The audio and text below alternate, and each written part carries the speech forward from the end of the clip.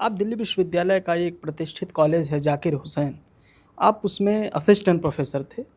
आपने एक किताब लिखी है प्रोफ़ेसर की डायरी।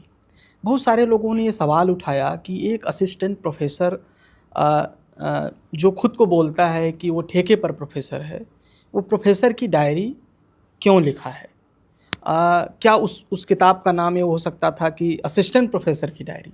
लेकिन जहाँ तक मेरा मानना है कि अ, असिस्टेंट प्रोफ़ेसर की डायरी शायद वो सूटेबल नाम नहीं होता, जो मेरी अपनी राय है। लेकिन लक्ष्मण जी इस पर क्या सोचते हैं? ये सवाल बहुत सारे लोगों से है, बहुत सारे लोगों ने मुझसे पूछा है कि आप ये ज़रूर पूछना उनसे।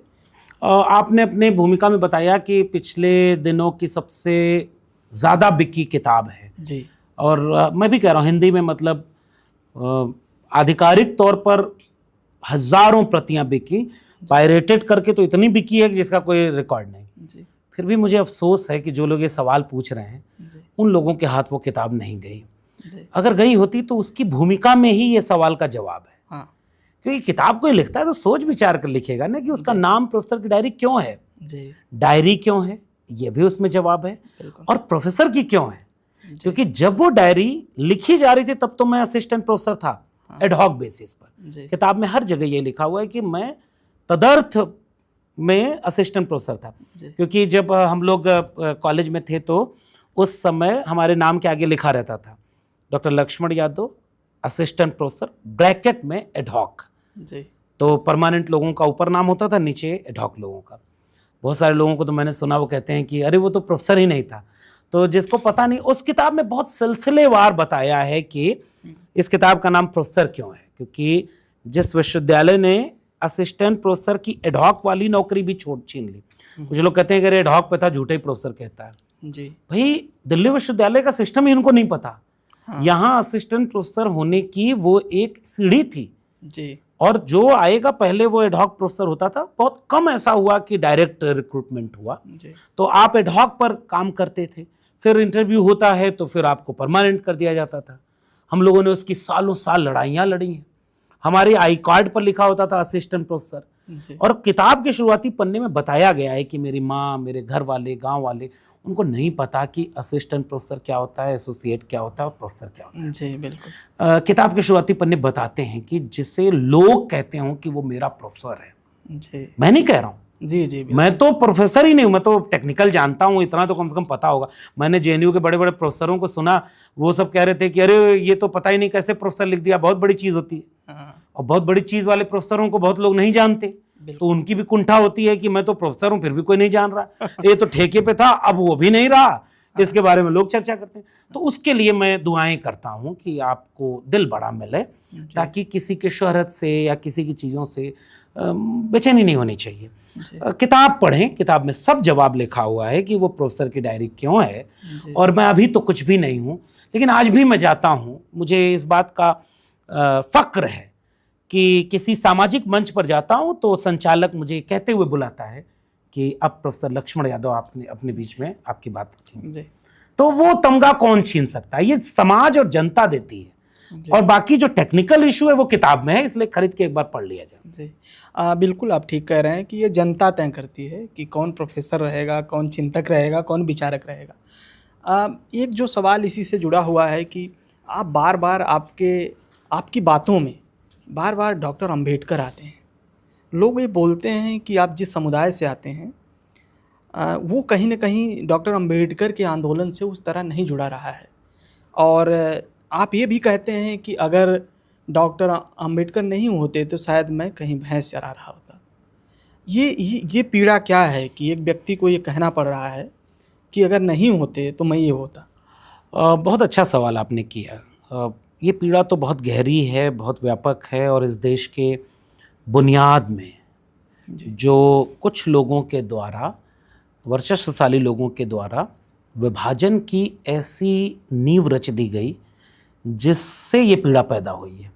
दुनिया भर में गैर बराबरी है, लेकिन गरीब अमीर की गैर बराबरी, या कहीं कहीं रंग भेद, नस्ल भेद जिसे कहते हैं, ऐसी गैर बराबरी आप कहीं नहीं देखेंगे कि आप चेहरे से ना पहचान पाएँ, जाति से पहचान जाएं कि कौन ऊंचे होगा कौन नीचे होगा। जी, ये इस देश और भारतीय उपमहाद्वीप की विडंबना है, दुनिया में और कहीं नहीं है। गरीब हालात बदलने पर अमीर हो सकता है, लेकिन एक शूद्र या एक अदर बैकवर्ड कम्युनिटी का व्यक्ति हालात बदल के भी वर्चस्व में नहीं जा सकता, जी। जाति बदल नहीं सकता। बाबा साहब डॉक्टर अम्बेडकर इसे क्लोज्ड ग्रुप कहते थे, बंद समूह है, जी। इसमें आवाजाही है ही नहीं।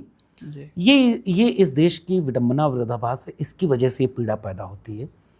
और पीड़ा नहीं, ये एक विद्रोह है कि जिस व्यवस्था में आप अमानवीय स्तर पर विभाजन कर रहे हो, हम उसे नहीं मानते। हम तुम्हारी वर्ण व्यवस्था मानते ही नहीं, जी। और दो तरह से नहीं मानते।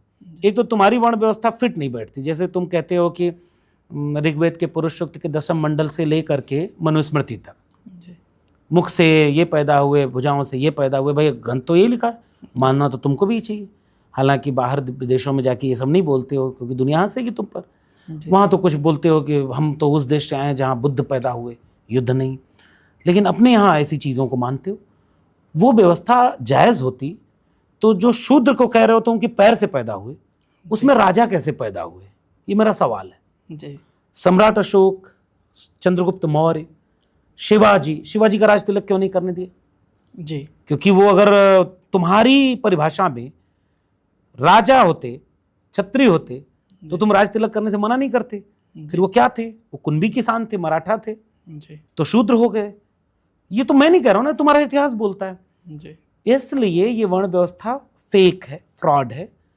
यदुवंश, यादवों के राजा हुए, मौर्य, पाल, प्रतिहार, गुर्जर, चालुक्य, सातवाहन, चोल, सारी परंपरा, गोंडवाना, भीलवाड़ा, जो कमेरा आवाम थी, मेहनतकश आवाम थी, जी। वो शासक भी रही है, वो हर तरह की चीज़ों में रही। तो वर्ण व्यवस्था तो फ्रॉड है। लेकिन उस वर्ण व्यवस्था में भी तुमने बांटा कि जो इस तबके से आते हैं वो वही काम करेंगे। जी। संविधान ने इसे तोड़ा, और बाबा साहब अम्बेडकर की अगुवाई में वो संविधान बना, उसने तोड़ा। तो अम्बेडकर कहता हूं मैं तो एक व्यक्ति के बारे में नहीं कह रहा हूं। भारत के लगभग 2,500-3,000 साल के इतिहास में मानवता के पक्ष में खड़े होकर न्याय समता की जो भी लड़ाई लड़ी गई, उसका एक कई चैप्टर जोड़ करके एक किताब जब बनती है, तो उस किताब का नाम है बाबा साहब अम्बेडकर और उनका संविधान। जी। तो इसलिए हम ये बात कहते हैं कि अगर इस संविधान ना होता और संविधान के रास्ते चलकर मंडल कमीशन ना आता, जी। तो मैं आजमगढ़ के किसी गांव में गाय भैंस चरा रहा होता, जी। क्योंकि मेरे पुरखे ऐसा करते रह गए। जी। तो ये एक सामाजिक सांस्कृतिक क्रांति का बदलाव है जो संविधान और मंडल कमीशन हमें देता है। जी। अब आपका सवाल का दूसरा हिस्सा, कि जिस तबके से मैं आता हूं उसमें तो बहुत बाबा साहब अम्बेडकर लोकप्रिय नहीं है। जी। मैं फिर से कह रहा हूं, डॉक्टर अम्बेडकर को एक व्यक्ति के रूप में नहीं पढ़ता हूं मैं एक विचार श्रृंखला का एक ऐसा पड़ाव जिसमें बुद्ध भी हैं, जिसमें आजीवक भी हैं, जी। जिसमें कबीर, रैदास, पलटू दादू, भीखा, बुल्ले शाह, बाबा फरीद, चोखा मेला, नारायण गुरु, गुरु नानक, उस परंपरा के मूल्य हैं। फूले को गुरु मानते थे, कबीर को। इसका मतलब अम्बेडकर होना मानववादी विचारों की श्रृंखला का एक ऐसा पड़ाव होना है जिसमें सब समाहित हो गए। तो डॉक्टर अम्बेडकर उस तबके में स्वीकृत नहीं थे, ऐसा नहीं है। मैं याद करता हूं, मतलब अम्बेडकर के तीनों गुरु उस तबके से थे जिससे डॉक्टर अम्बेडकर खुद नहीं थे। जी। बुद्ध, कबीर, फूले, तीनों अलग थे। इसलिए विचारों का रिश्ता होता है, जातियों से रिश्ता नहीं बनता। विचारधारा का रिश्ता जातियों को तोड़ के बनता है। इसलिए जब मैं कहता हूं कि मेरे सबसे प्रिय नायक कबीर हैं, तो कबीर के विचार को मैं अपना नायकत्व मान रहा हूं, मैं फूले को मान रहा हूं, उसी तरह अम्बेडकर को मान रहा हूं। कई बार क्या होता है, सारे नाम आप एक साथ नहीं ले सकते, सैकड़ों नाम है इसमें, तो एक दो नाम ले लेते हैं आप, फूले, अम्बेडकर, शाहू, लोहिया। तो आपको लगता है कि उन हजारों साल की परंपरा का एक प्रतीक आप ले रहे हैं। एक बात। अब ओबीसी की बात करें तो उस तबके में जगदेव बाबू, महामना रामस्वरूप वर्मा, पेरियार ललित सिंह यादव, चंद्रिका प्रसाद जिज्ञासु, इन सब का रिश्ता, बैकवर्ड क्लासेस लीग जब बना था 1930-40 के आसपास, शिवदयाल सिंह चौरसिया बाबा साहब अम्बेडकर को लखनऊ बुलवा रहे हैं। उधर आर.एल. चंदापुरी, वो बाबा साहब अम्बेडकर को बुला रहे हैं। सारे ओबीसी के लीडर हैं। त्रिवेणी संघ बन रहा है उनमें तीनों। तो इसलिए मैं कह रहा हूं कि उस तबके में इतिहास में था। बाद में लोगों ने ये समझा और राजनीति ने समझाया कि अम्बेडकर केवल दलितों के हैं। अब तो कम से कम लोग पढ़ रहे हैं तो समझ रहे हैं अम्बेडकर हर व्यक्ति के हैं जो समानता के लिए लड़ रहा है। जी, जब ये बात कह रहे हैं आप, मैंने ये सवाल किसी और से भी पूछा था और आपसे भी पूछ रहा हूँ कि कुछ वर्चस्ववादी इस देश में हैं। जब डॉक्टर लक्ष्मण यादव बोलते हैं तो गालियाँ लिखते हैं वो, और जातिवादी बताते हैं। इसी तरह एक और उदाहरण मैं दे रहा हूँ कि अखिलेश यादव जी हैं, लालू प्रसाद यादव जी हैं, किसी को चारा चोर बोला जाता है, किसी को टोंटी चोर बोला जाता है। ये जो मानसिकता है, जो ये सोचने का तरीका है किसी एक तबके का, उस पर आप क्या टिप्पणी करना चाहेंगे? क्योंकि ये बहुत सेंसिटिव इशू है कि किसी आदमी को कुछ बोल देना। जैसे अभी हम बातचीत आपसे हो रही थी तो एक नया शब्द आया, अदमुल्ला बोल रहे हैं लोग। मतलब कितना खतरनाक है ये। तो आप इस पर क्या सोचते हैं? ये इस देश और समाज के लिए खतरे की घंटी की तरह है। जी। नया नहीं है, पहले भी इस देश में जिन लोगों से तर्क में लोग हार जाते थे, जी। उनके ऊपर हिंसक हो जाते थे। जी। संविधान आ गया है तो सीधे वाली हिंसा थोड़ी कम हो गई है, ख़त्म नहीं हुई है। जी। तो दूसरे ढंग की हिंसा आ गई है, भाषिक हिंसा आ गई है। तर्क होता तो हिंसा नहीं होती। हम दोनों आपस में बात करेंगे और दोनों के पास तर्क होगा, भाषा होगी, तो हम संवाद करेंगे। एक व्यक्ति का तर्क कमज़ोर पड़ेगा तो वो खोजेगा, पढ़ेगा, तर्क विकसित करेगा। जी। वो ये नहीं करना चाहता तो वो खेल बिगाड़ेगा। हमारे बचपन में एक दोस्त हुआ करता था, तो शतरंज हम लोग खेलते थे। जी। गांव में छोटा सा वो होता था और बहुत सस्ता मिलता था। हाँ। तो जब वो हारने लगता था जी। तो वो ऐसे ऐसे पूरे शीट को कर देता था, मेज हिला देता था। जी। अब आप भूल गए कौन सी गोटी कहाँ है। तो कुछ देर तो वो खेलेगा, जी। ढाई चाल घोड़े की इधर है तो इसकी इधर है, इसकी इधर। बाद में वो ऐसे हिला देगा कि खेल ही बिगड़ जाए। जी। ये वो लोग हैं जो खेल में जब हारने लगते हैं तो ये करते हैं। एक बात मैंने क्यों कहा कि ये नया नहीं है। बुद्ध का विरोध किसने किया? बोध वृक्ष से किसको दिक्कत थी? पुष्यमित्र सुंग कौन था? मतलब ये तो इतिहास में है। जी। कबीर के खिलाफ कौन था?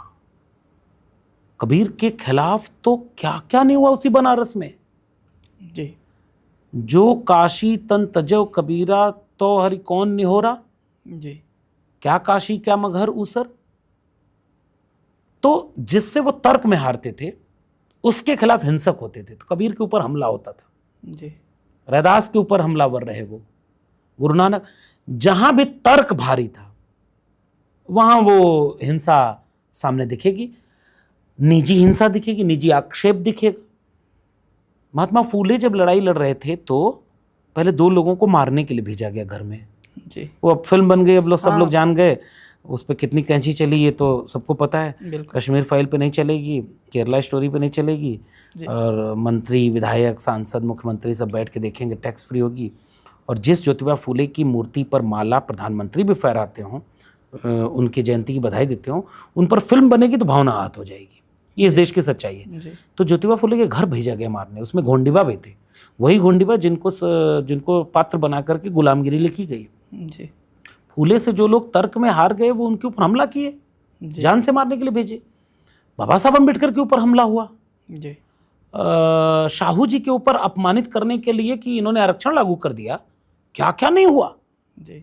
चलो अब पिछले 100 साल के इतिहास को देख लीजिए। लालू, मुलायम और नेताजी, अखिलेश जी, इन्हीं लोगों की बात नहीं है या लक्ष्मण यादव की। हाँ। मैं सोच रहा हूं कि गांधी की हत्या कर दी। जी। बात नहीं, जो उन्होंने हत्या की जिन्होंने अंग्रेजों पे एक ढेला भी नहीं मारा, बिल्कुल। अंग्रेजों का साथ दिया। बिल्कुल। गांधी से हार गए कि हत्या करनी पड़ी। आज भी करते हैं। एक हत्यारे ने, पहले आतंकवादी ने एक बार मारा, गोडसे ने, नाम ले रहा हूं, जी। बाकी बार बार मार रहे हैं। जी।